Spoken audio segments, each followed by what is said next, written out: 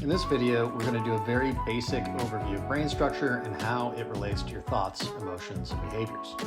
When we think about emotions, things like love, hate, and fear probably come to mind. Our emotions are primary drivers of our behaviors, and a lot of our reactions are just baked in. We don't even think about them. We have the emotion and we do something. The reason for that is because our emotions are managed by our midbrain, which is also where we store our memories. This part of our brain can activate before the thinking part of our brain has a chance to get started. In really simple terms, our brains have three parts.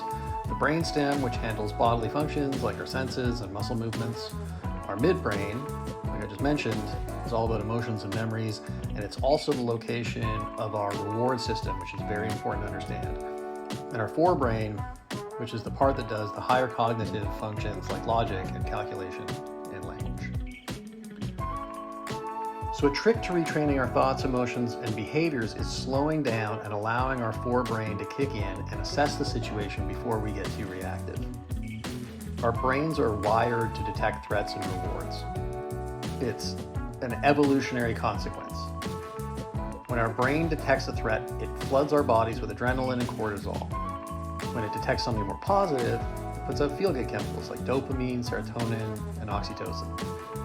The thing is, our brain doesn't always read situations correctly, and that can be because our emotional brain acts more quickly than our thinking brain. We may have memories and past trauma that our brain is seeing in the moment as a threat, even though there's no danger.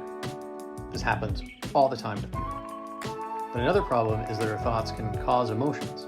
If we're stressed out about public speaking, for example, we might create anxiety before we have a meeting just because we're thinking about all the things that could go wrong.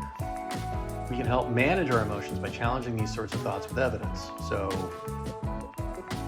if you don't like public speaking, maybe join something like Toastmasters and practice.